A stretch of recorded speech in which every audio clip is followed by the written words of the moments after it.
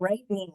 And hello and welcome to the integral relationship between board independence and academic freedom. It's actually a follow-up to our earlier webinar, Governing with Integrity, Why Board Independence Matters Now More Than Ever, which you can find on the AGB website, and we'll also put a link in the chat. I'm Jackie Gardina, the Senior Director of Institution and System Programs at AGB, and just a few notes about how to make this webinar as engaging as possible. A link to the recording of this webinar and a copy of this presentation will be emailed to you within a week after the session. Please note that all participants have been muted, but if you'd like to ask us a question, please enter it in the Q&A box on your control panel and click send. I'll be reviewing the questions as they come in and throughout the presentation, so please pose them as they occur to you, and we'll address them either in the moment or as time permits. I'm very pleased to introduce our moderator for today, Ellen Chafee. She's had a distinguished career spanning institutional, system, policy, and national professional leadership in both public and private higher education, as well as an extensive research and publication portfolio. Ellen has been at the forefront of AGB's work on the intersection of board independence and its relationship to academic freedom. Ellen, I'll let you take it from here. Thank you very much, Jackie, and welcome everyone. I'm pleased to introduce our panelists today. Dr. Josh Pasek is a professor of communication and media and political science at the University of Michigan, where he is also a research professor at the Center for Political Studies. He's co-author of Democracy Amid Crises. And Dr. David Raban is a distinguished teaching professor at the University of Texas School of Law, where he holds the Jamel Regents Chair. His most recent book is Academic Freedom from Professional Norm to First Amendment Right. Before we turn to David on academic freedom, let's establish the foundation, board independence. Independence is central to fiduciary governance because trustees hold the institution in trust on behalf of society. Trustees must make decisions based solely on what serves the institution's mission and best interests. Welcoming input, yes, but remaining free from external pressure, donor influence, or personal agendas. This independence is not abstract. It exists to protect something vital: American higher education's role in advancing the search for truth and empowering societal improvement. That work requires institutional autonomy, and your governing board is accountable to society for safeguarding institutional autonomy now and for the future. Your fiduciary duties, loyalty to the institution, care in decision-making, and obedience to mission, focus every board decision and action on fulfilling the mission. They form the foundation for everything we'll discuss today. And fulfilling that mission requires academic freedom. David, can you help us understand what academic freedom means and why it matters so much? I'll try. So the foundation for the professional norm of academic freedom in the United States is the foundational document of the American Association of University Professors, which I'll refer to as the AUP. The AUP was founded in 1915, and its justification of academic freedom remains the most thorough justification that exists. And also the 1915 Declaration provides the basis for many of the institutional regulations dealing with academic freedom of universities and colleges in the United States today, over 100 years later. And the basic justification for academic freedom in the 1915 Declaration was tied to the function of professors and universities. And that function was the production and dissemination of expert knowledge. And the notion of academic freedom is that professors cannot do their job, cannot perform their function in producing and disseminating expert knowledge if they can be disciplined and even fired for reaching expert academic conclusions that offend others, including administrators, trustees, donors, legislators, governors, the general public, or fellow professors. That is the core concept of academic freedom. You need freedom to write and teach based on your professional expertise. And that is a value to society at large, not just to the professors and universities, is the basic premise of the 1915 Declaration, for the common good. So now I want to turn to the meaning of academic freedom as a First Amendment right under the Constitution. The United States Supreme Court did not identify academic freedom as a First Amendment right until 1957. There was really no legal protection for academic freedom until then. The Supreme Court identified academic freedom as a First Amendment right in a case called Sweezy versus New Hampshire that was decided in 1957 at the height of the Cold War. And I think a little bit of background about the Sweezy case helps explain its introduction as a First Amendment right. So New Hampshire passed a law empowering the state attorney general to investigate whether there were subversive persons employed by the state, including by state universities. And in performing this job, the attorney general subpoenaed Paul Sweezy, who had given a visiting lecture at the University of New Hampshire. Sweezy answered all kinds of questions from the attorney general, but he refused to answer questions in two categories. One category was the political activities of his wife in the left-wing Progressive Party at the time. And the other set of questions he refused to answer had to do with the content of his lecture at the University of New Hampshire. The state attorney general asked him, for example, Mr. Sweezy, did you advocate Marxism in your lecture? Did you advocate the doctrine of dialectical materialism? And Sweezy refused to answer. He was held in contempt.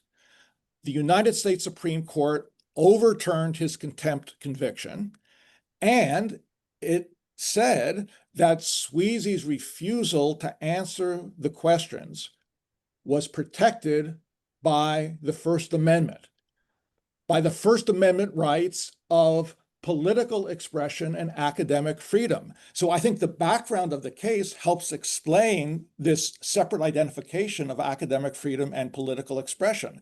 Academic freedom had to do with his refusal to answer questions about the lecture.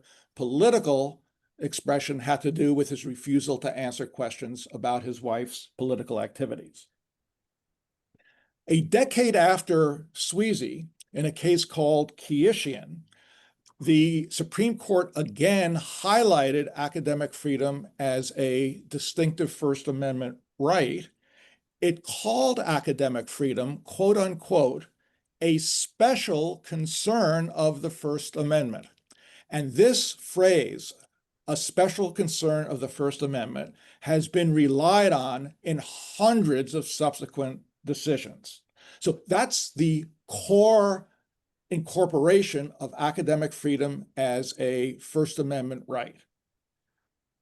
I want to make a very important point that I think many people, especially non-lawyers, but even including lawyers, are often unaware of, which is that the First Amendment only applies to action by the state. The state executive, the state legislature, they're state actors.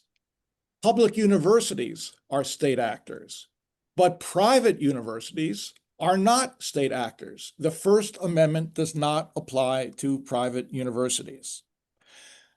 First Amendment academic freedom applies to legislative and executive actions that affect professors and universities, both public and private, because it's state action.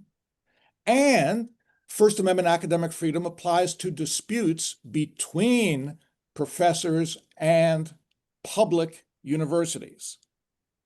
But it does not apply to disputes within private universities. I also want to point out, as a practical matter, that many private universities voluntarily accept for themselves the restrictions that the First Amendment imposes on public universities. These private universities often do not want to be perceived as affording less free speech, less academic freedom than their public counterparts.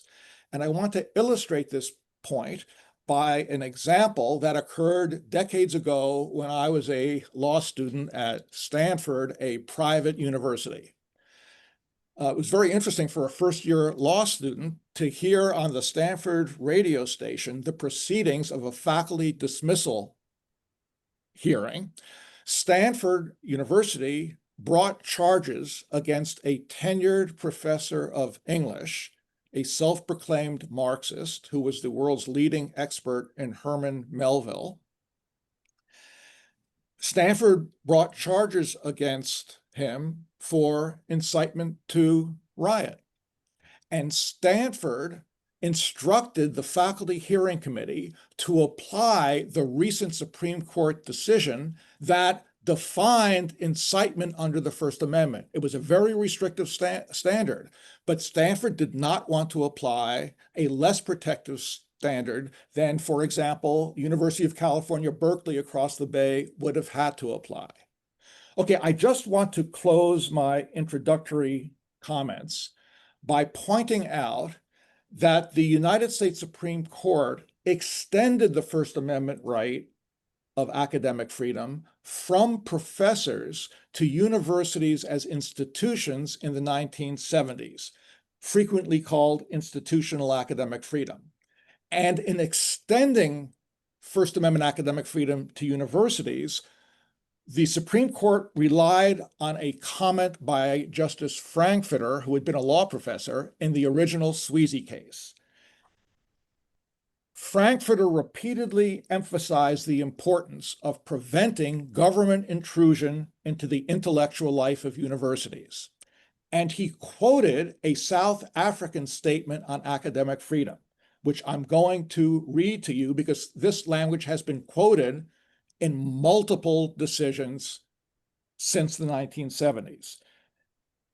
And according to the South African statement, and I'll close with this, the four essential freedoms of a university are to determine for itself on academic grounds who may teach, what may be taught, how it shall be taught, and who may be admitted to study. Those are the four pillars of the constitutional protection for institutional academic freedom. So I'll close with those comments. Thank you so much, David, for helping us understand what the status is of academic freedom, what it means, and why it matters so deeply to the mission of higher ed. Now let's widen the lens. We're seeing unprecedented challenges to both institutional autonomy and board independence right now, from legislative interventions to donor pressure to public campaigns targeting specific programs or faculty. Josh, can you help us understand the political landscape boards are navigating? Yeah, and thank you very much for having me, Ellen, and thanks for the AGB for hosting this, which I think is a really important discussion. So when we're thinking about sort of what's going on right now, we're seeing a situation where universities, which were largely left to this role of sort of making their own determinations on a bunch of things, are increasingly seeing withholding or conditioning of state funding, either at the state level or the federal level, demands on how universities should handle particular forms of speech or protest, sometimes actually in contrast to the state law or First Amendment protections of speech in public spaces. We're seeing attempts to do things like tax endowments. We're seeing visa revocations for students based in some cases on speech that they have made, in addition to sometimes on other bases as well. Threats to withhold tax exempt status or other key federal statuses from universities. Orders to reshape individual departments or programs based on larger scale initiatives at the state or federal level, pressure to fire university leadership or to fire individual faculty members based on statements that they've made, based on things that they teach in class, claiming things are out of bounds, policy changes that render some long-standing university practices potentially unsustainable. So things like the increasing cost of getting an H-1B visa is going to be exceedingly taxing for universities in particular, much more so than the tech companies where a lot of that discussion has gone on so far. Decisions about policies and waivers appear at least to be made on a selective basis, such that instead of there being sort of a clear process and legal framework, instead there's an ability for individual federal or state actors to functionally reward friends and punish enemies in the way that they're enforcing things and where they might be enforcing. Much of the rationale around these kinds of efforts has concerned some real issues on campus. And I think it's important to sort of note that they are real issues, but also to think seriously about whether the reactions to those real issues are both justified and legitimate in the way that they're being conducted. So we see concerns about anti-Semitism on campus. There has been a meaningful increase in anti-Semitism nationwide since October 7th. There are concerns about DEI and the way that DEI initiatives of various sorts and diversity programs more generally have been addressed in universities. There has long been a concern on the political right about the sense that there is an insufficient number of conservative faculty members or that there aren't enough conservative voices on campus. There have been concerns that that free speech and cancel culture may in some cases have been misapplied on campuses in ways that were selective by campus administrations themselves. And in last week, in an interview with Ross Douthat, the head of the sort of initiatives at the federal government dealing with a bunch of university stuff, specifically sort of stated that in her view, universities were actually no longer committed to excellence. And so this is the set of claims that are out there about what's going on. Now, I think for many of you in this room, if you've been in a board for a while or you are a president of a university, it's hard to believe that the commitment is no longer to excellence. But for a lot of these other concerns, it's worth noting they are real, but the explanation of the kinds of threats we've been seeing as a response to those is not really credible. And the reason is, for one, a lot of the punishments that have been meted out or that have been proposed as a result of these are not actually associated with the purported concerns. There's no relevance to trying to cancel NIH grants related to cancer on the basis of something that's purportedly a failure to address Jewish students' protection around protests that are happening on campus.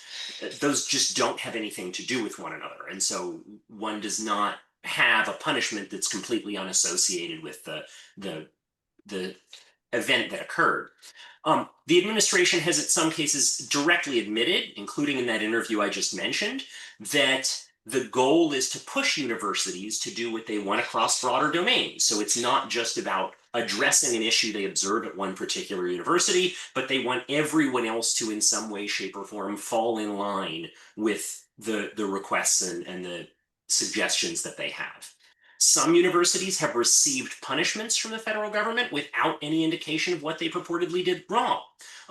Funds were frozen at Northwestern for a considerable period of time without receiving any kind of explanation for why those funds were being frozen.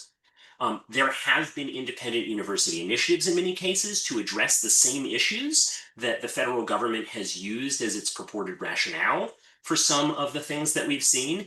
And yet, the efforts that are being made on behalf of universities have had little impact in how the governmental response has operated or how various punishments have been meted out. Notably, Harvard published a quite comprehensive and impressive anti-Semitism report, which, to my knowledge, went completely unaddressed, even though that was the primary issue being raised for much of the early attempts to push Harvard in various ways.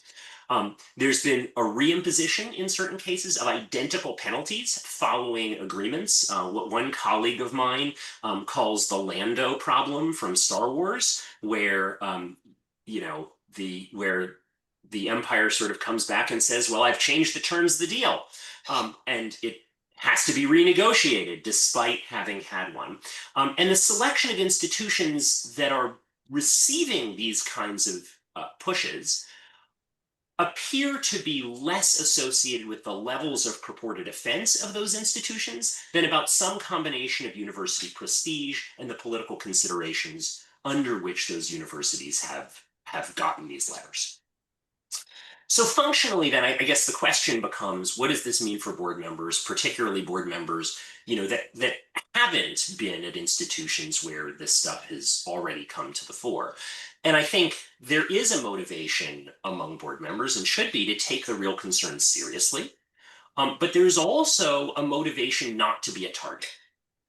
And the sense that this kind of targeting is a risk to things like federal funding, a risk to the quite real powers of enforcement that the federal government has, and its ability to use them against a particular institution to, at least in one case, tax-exempt status, which appears to be coming up again.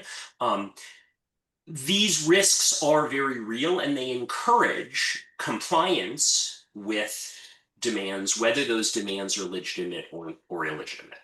And that becomes a real challenge, because there can be a tendency to say, well, do we have any faculty members that are likely to be, focused on for this particular concern? Do we have any DEI initiatives that we may feel are sort of core to our mission, but that we think make us a target? And addressing those in a way that may undermine the cohesion of various groups is a real potential risk for universities. So there is also, at the same time as there is this real risk of what government is doing, a risk that efforts to comply with what government suggests may undermine the cohesion of various stakeholders to the university, the trust between students and faculty and administrations and alumni, may undermine the explicit missions of the institutions, and may, in certain cases, also discourage institutions from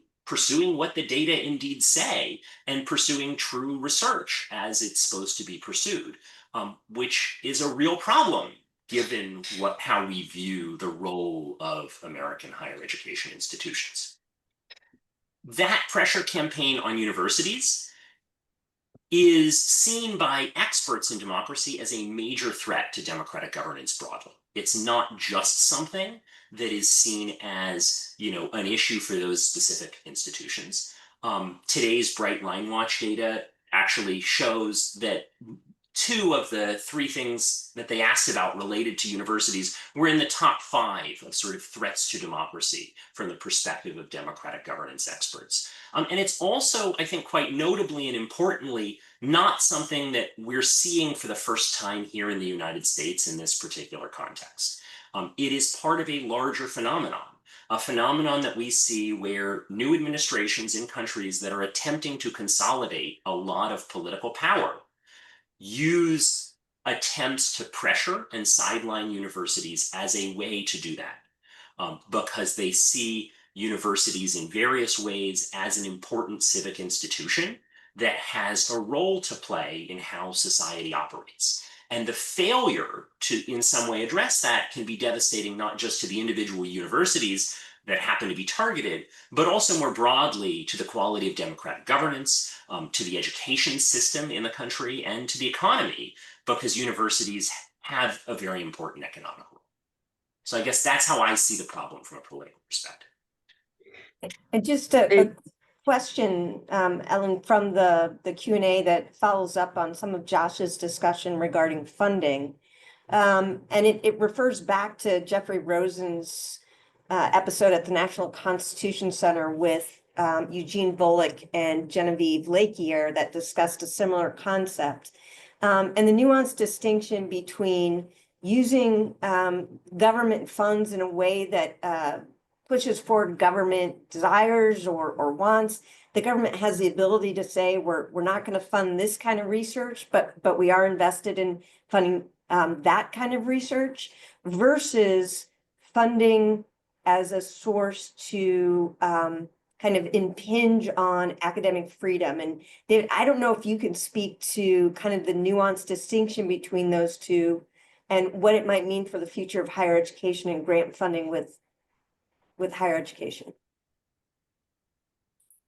Sorry, do you want me to take that, or you want David to? Oh, if David could take that.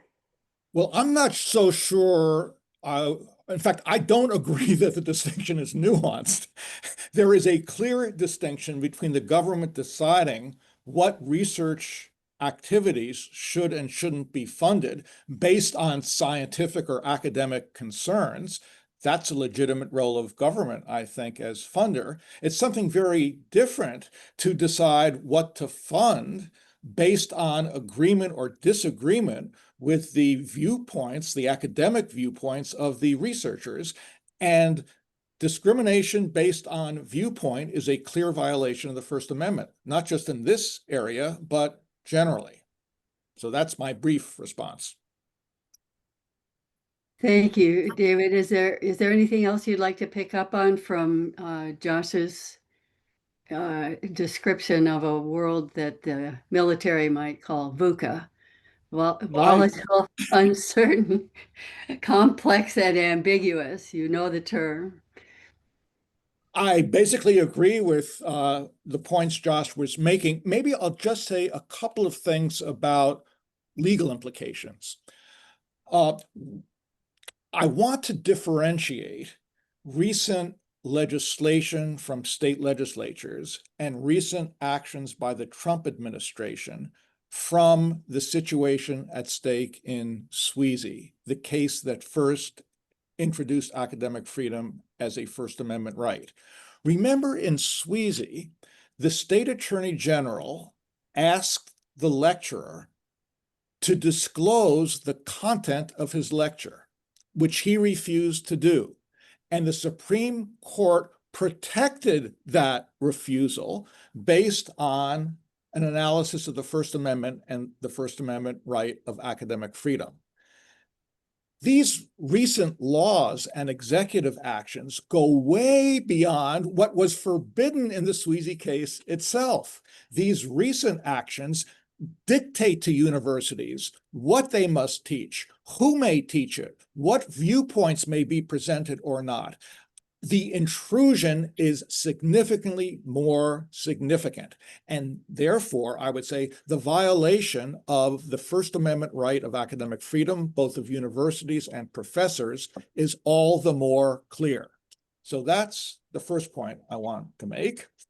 The second point I want to make is that universities have responded in very different ways to the Trump administration, for example.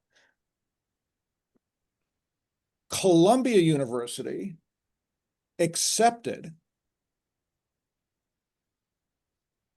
requirements imposed by the administration related to hiring, student admissions, and curriculum.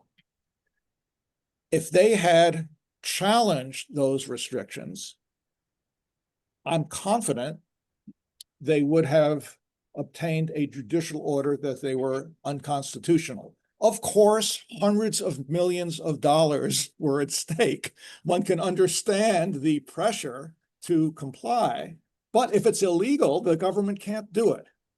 By contrast, Harvard University, right, refused to accept government conditions, refused to accept government intrusion into the curriculum, into who may be appointed, which students may be selected. I don't know if we have time for this, Ellen, maybe you can say.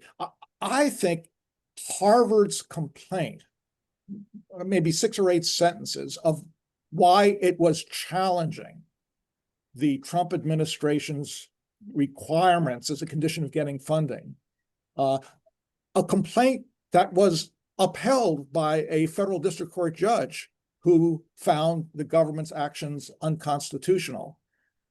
Is there time for me to read that? Go for it. Okay. So here's what Harvard said in its complaint. On April 11, 2025, citing concerns of anti-Semitism and ideological capture, the government identified 10 conditions Harvard must satisfy to receive federal funding already committed to by the government and relied on by Harvard, its researchers, and affiliates. The government required that Harvard hire a third party to conduct an audit of the viewpoints of Harvard's student body, faculty, and staff. Then, based on the results of this university-wide audit, Harvard must hire a critical mass of new faculty and admit a critical mass of students to achieve viewpoint diversity in each department, field, or teaching unit to the government's satisfaction as determined in the government's sole discretion. And the government has demanded that Harvard terminate or reform its academic programs to the government's liking. All told, the trade-off put to Harvard and other universities is clear. Allow the government to micromanage your academic institution or jeopardize the institution's ability to pursue medical breakthroughs, scientific discoveries, and innovative solutions. And in a statement quoted in this complaint, and I'll end with this, the president of Harvard asserted, quote, "The university will not surrender its independence or relinquish its constitutional rights." So I'll end with that quotation, pointing out that the judge upheld Harvard's position and struck down the government's conditions as unconstitutional. Thank you very much, David. We're all learning about the law from some people who have spent their careers preparing for this moment, I think. So we've established what's at stake and what's involved. I'm going to ask Josh, would you please start us off on what can morph into a discussion among ourselves on the subject of what can institutions do in Yes. light of these challenges? I think there's actually quite a lot that institutions can do. And it seems, the sort of potential that you end up in a situation where the institution is breathing down your neck like Columbia did is obviously that big fear. But on a broader basis, there are a lot of institutions of higher education in the United States. Those institutions all have grounded missions that talk about what it is that they're supposed to be doing and why they exist. To the extent that board members can start from those missions and think about their role, it's, I think, going to be clear that there is a right answer to this problem. The right answer to this problem when it comes to the institution itself is to say, well, what does our institution stand for? What is it that makes us who we are? And to figure out then how to be ready to respond in whatever situation might emerge to best defend that. And it's important to recognize in defending that there's a lot of sources of potential expertise in a university that can be part of that, as well as between universities. And so the first thing I would say is look to your internal expertise. Political scientists know a whole lot about how these kinds of processes tend to unfold. We've seen this before, and it's not entirely new and novel here. It's different from what we've experienced in the United States previously, but it is not something that our comparativist colleagues don't know a lot about. Legal scholars can be really helpful for thinking through things and thinking through not just sort of the day-to-day response to what's going on, but the larger strategy. And those kinds of sort of internal groups will be glad to work with board members to think about how to respond effectively and to be ready if and when a request comes. In addition, it's important to think about sort of the actual legal framework that's going on here. As David's already been highlighting to some degree, the law is important here, but also recognizing what's not law. Executive orders are not laws, for instance. An executive order is a presidential interpretation of a law for use by the executive branch. It does not have the force of law. If an executive order goes beyond what the law says, that is an illegal executive order. It's, you know, the suggestion that one should comply with laws that may not be legal themselves or are unconstitutional would be a pretty crazy suggestion for universities to follow, especially if they're complying in advance with stuff. And so I think really thinking about proactively, what are the kinds of scenarios that can come? What kinds of response would we want to have, and how do we ground that response in our mission is the key piece here. When it comes to institutional integrity, when it comes to supporting that mission, right, that mission is what protects you in a crisis. It is not just what protects you in a crisis, it's also sort of what makes you worth protecting. So being able to defend the institution for what it stands for is critical, and is going to bring together the stakeholders behind a university beyond simply trying to come up with a legalistic response. And, you know, as we've seen with the sort of contrast of Columbia and Harvard, when Harvard said they were going to respond to it, they immediately got large amounts of support from board members, from other institutions and the like, saying that this was the right way for them to proceed. Where Columbia received a bunch of criticism there, and it's not clear that Columbia is out of the water yet with any of the concessions that it's already made. Again, because there's this potential for, you know, for them to come back again with the same requests. So I think thinking about what those institutional values are, making them clear early, so stating what you will stand for and standing behind it is the bit that makes that an easy defense to make. And is also, in the vast majority of cases, as I think the sort of law on academic freedom makes clear, an easily defensible legal position. In addition, the other thing that's sort of really important here is recognizing that this is not an institution by institution phenomenon.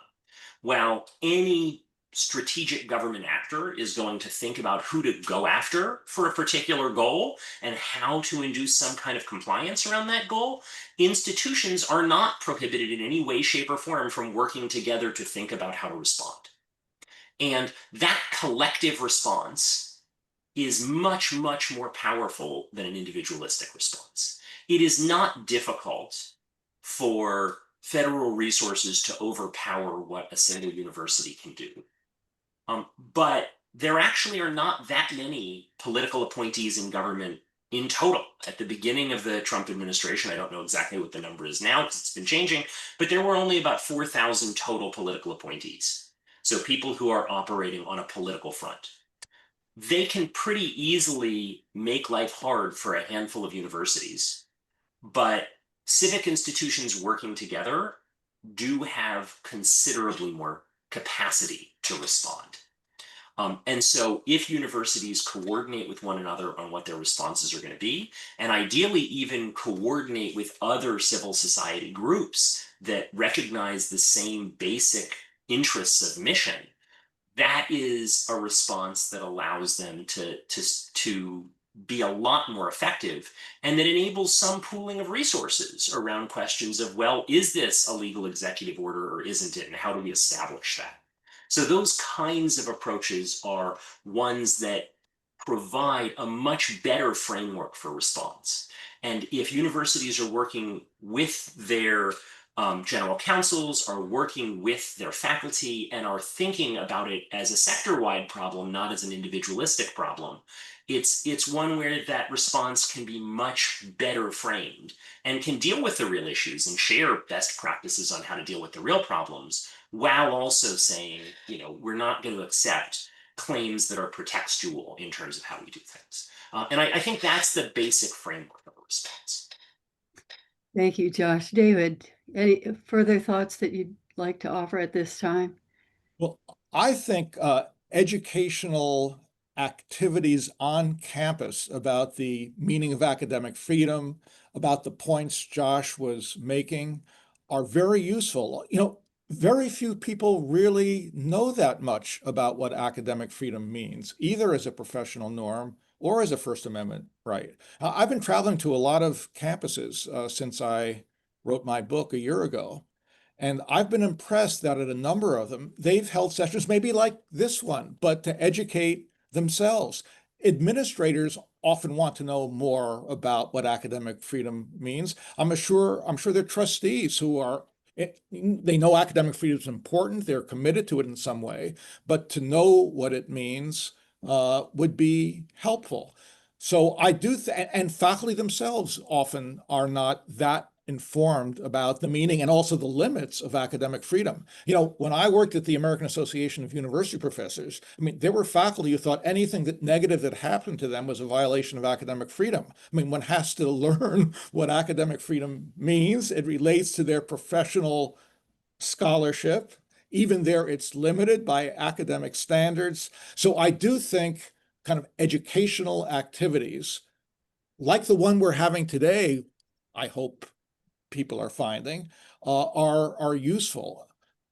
I also, in response to Josh, just the reinstatement of Jimmy Kimmel. This isn't a university issue, but to me, it is an example of different organizations and institutions working together in a way that had an enormous influence. And similar coordinated work would help defend the academic freedom of universities. David and Josh, some boards have members who are of a different approach. They think that what's happening in higher education now is what needs to happen. And they are members of boards of trustees. They may be, there was a story today about New College in Florida, where all the trustees were of a different approach. But it can be really confusing, I guess is what I'm saying, to a lot of people who become board members without a whole lot of background. So one of the things I would ask you, David, is do you have a very succinct and compelling way to help a trustee explain the significance of academic freedom to someone else? Well, I do think the point I started out with, borrowed from the 1915 Declaration, is very important because I assume that most trustees believe in the mission of the university to search for and disseminate knowledge. Tell me if I'm wrong. You know this world much better than I do, but I think most people who accept positions as trustees do so in part because they're committed to that value. And if they're alumni trustees, they want the school they went to maintain commitments to those values. So that's the thing I would stress most of all. Also, there is a sentence in the 1915 Declaration pointing out that trustees at both private and public universities are really trustees for the public, not just for their own universities. And I think what the 1915 Declaration meant by that was that trustees are defending the public societal interest in the fundamental value of universities to produce and disseminate knowledge. Now, if a trustee does not accept that fundamental premise, I would want to discuss it and see why the trustee resists that view. I also think many trustees of different ideologies might agree on the notion that it is better for lots of educational decisions to be made within the university by the board rather than by the government telling the board what to do. So I would imagine that would be another area of commonality, even among trustees who disagree about all kinds of other things. Thank you, David. Jackie, I see you have a question, but I just want to insert an amen to everything David just said and really encourage boards to set aside time to talk with each other, to learn from people who know things like we're hearing today, and figure out what their collective perspectives are and go forward together. Yeah, can I jump in with one little thing there, which is, I think it is, there is an important norm that board members are in those positions can be seeking, which is to make sure that there is sort of a good understanding of the viewpoints that are out there in particular situations where this can get particularly concerning and where I think it may be easier in some respects to sort of think through these lines is thinking about how to protect the integrity of the underlying research data. Right? What if you find something that is politically inconvenient for anyone in the political aisle? Right?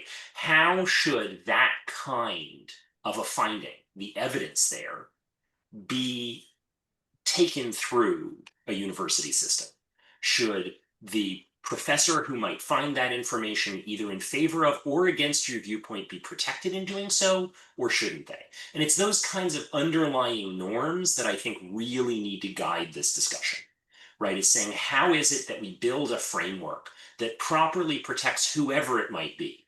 And sometimes it's too easy to forget that there's a classic survey question that used to exist where we would ask people in surveys, I do a lot of survey research, we'd ask people in surveys whether whether they thought it was important to allow communist speech in the United States. And a lot of people would say no.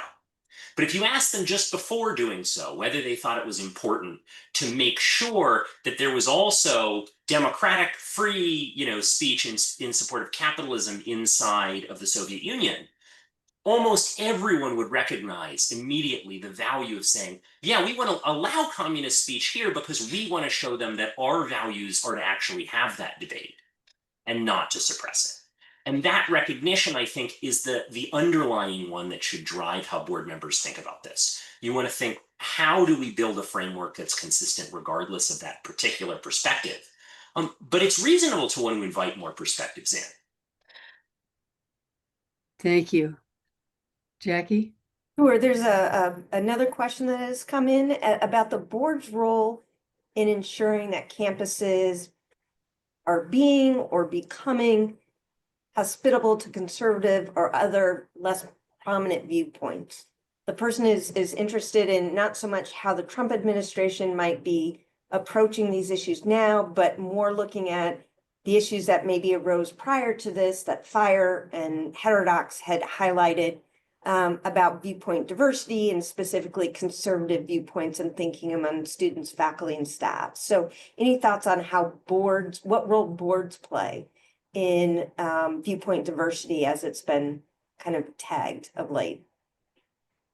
I have a view on that, which is that boards should try to ensure that all viewpoints are represented on campus, should protect people who are being discriminated against because of their viewpoints, should not allow disinvitations of speakers based on their views, which often happen, should protect speakers against hecklers who interrupt the speech of conservatives, should worry about lack of intellectual diversity within various departments. I think that is an appropriate role for the board. So Josh, anything to add to that? No, I think I largely agree. I think, I'll only note that, when it comes to thinking about that question, right, the right way to do it is to say, how do we put those broad policies in place, right? It has to come across consistently because that's what gives it legitimacy and that's what makes it mission consistent. Another question that has come up is about the scope of academic freedom. David, you've cited the 1915 statement and the AAUP's guidelines, and those guidelines and statements also include the idea of extramural speech. So I wonder if you could give kind of an understanding of what is extramural speech in the AAUP context, and is that within the scope of academic freedom in your mind? Okay, that is a huge, complicated question, which I will try to answer briefly. Under the AAUP view, academic freedom includes extramural political expression, even unrelated to one's academic expertise. I find that position unconvincing, indeed inconsistent with the fundamental justification for academic freedom, which is to protect expert academic speech. Why should professors have any different general free speech rights than any other citizen? They shouldn't, in my view. They should have special protection for their academic views because that promotes the societal interest in the production and dissemination of knowledge. So I disagree with the AAP's position. By the way, the AAP took that position for pragmatic reasons because at the time in 1915, there was no protection for general extramural speech.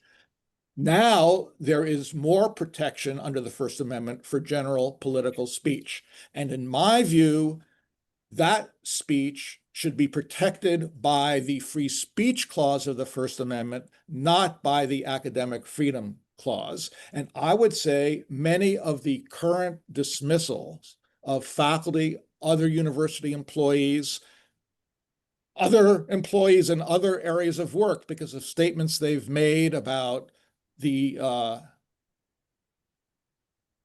war in Gaza, about the assassination of Charlie Kirk. Most of that is political expression protected by the First Amendment and should not be the basis for adverse action, but those cases should be analyzed as general free speech cases, not as academic freedom cases.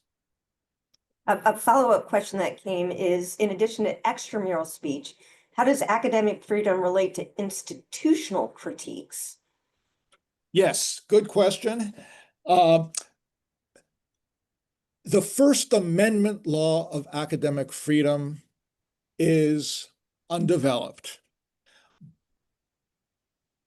The AAUP analysis of academic freedom extends to institutional critiques. And in my view, and there are many cases that do protect speech by professors about educational issues facing the university. And to me, the professor's expertise extends beyond disciplinary expertise to educational matters. So in my view, and in the view of many judges, that kind of speech, critiques of administrators or trustees by professors having to do with educational policy decisions, I think that should be protected by academic freedom. Some courts do protect it, some courts don't address it.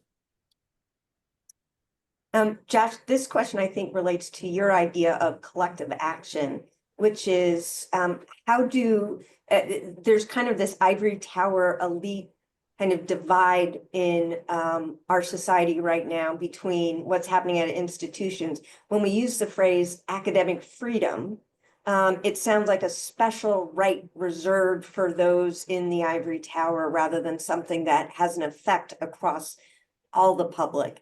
How can we talk about academic freedom and the importance of it in a way that actually invites collective action in support of it? Man, I don't have a good answer offhand for that one. I think when we're thinking about the role of academic freedom in that context, it's, I think, just important to nest why universities exist in the first place. Like, what is it that we're serving, right? We're serving students, we're serving the creation of knowledge, those kinds of sort of mission-driven things. I think when we look at academic freedom, it is a pillar of support for that mission. And I think to the level that we want to talk about it in a way that's going to do better on a broader societal level, and trust in institutions is a whole nother piece of this discussion that could be its own webinar. But being able to say academic institutions exist for this mission. Academic freedom is a critical piece of that because it ensures that what comes out of the academy is not the result of what someone wanted to come out of the academy, but reflects the best evidence of the various disciplines that that academy represents. And that is the sort of core underlying role of academic freedom, and why it really is different, because its goal is not to protect, faculty as individual speakers, but actually to ensure that their expertise emerges, even perhaps especially when that expertise is politically uncomfortable.